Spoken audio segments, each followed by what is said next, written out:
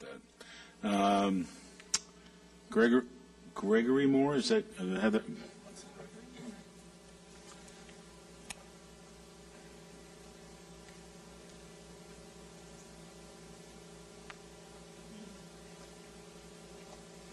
I'm sorry, Mr. Mayor, I've got terrible penmanship. I've only got one good eye, so that's what happened. I'm sorry. For clarity's sake, I just want to say that what I'm about to talk about is not related to PAC versus Long Beach. At the May 18th City Council meeting, when there was a discussion of the city's fee schedule for medical marijuana collectives, Councilmember Gablich raised a concern about collectives with as few as 4 people being charged the same fees as collective with as many as 500 people. And she inquired after where this figure in the ordinance, 4 or more, comes from with this definition of collectives. Assistant City Attorney Mays replied, I'd like to quote verbatim, "We came to that number because that's what the state, the Compassionate Use Act, defines a collective as, 4 or more." And 1 minute later, he said, since we did follow, when Councilmember Gablich inquired of the possibility of raising the figure to a higher number, Mays replied, since we did follow the state law, which defines a collective as 4 or fewer, he meant to say more, I would suggest that we stay with that for the purposes of regulation. I've given a handout to Mr. Herrera, which I hope is passed on, which documents all this, but Mr. Mays' claim that that's how collectives are defined in the Compassionate Use Act is inaccurate. The word collective does not appear in the Compassionate Use Act, nor is any synonym for it, never mind a number associated with it. In the Medical Marijuana Program Act, the words collective are used as adverbs. Unfortunately, in the handout I wrote adjectives, but as adverbs, but never as a noun, and there's no number assigned with it. And in August 2008, the State Attorney General, Jerry Brown, issued guidelines that say, quote, California's law does not define collectives. I raised this issue at the June 15th City Council meeting.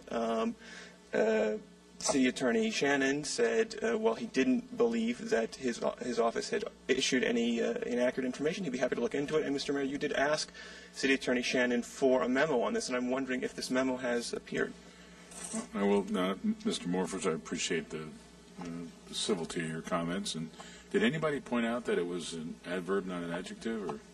It was pointed out to me. It was, really? I'm amazed at that. That's great. Mr. Shannon. Yes, Mr. Mays will respond. Thank you, Mayor, members of the City Council. Mr. Moore is correct. On the night of the 16th, a number of questions were asked. Councilwoman Gablich asked me specifically a question whether or not the number 4 or fewer had come from the Compassionate Use Act. And at the time, I thought that's where we had originally got that language for the first iteration of the ordinance that was presented to the council. The answer I gave was incorrect, even though I thought it was correct.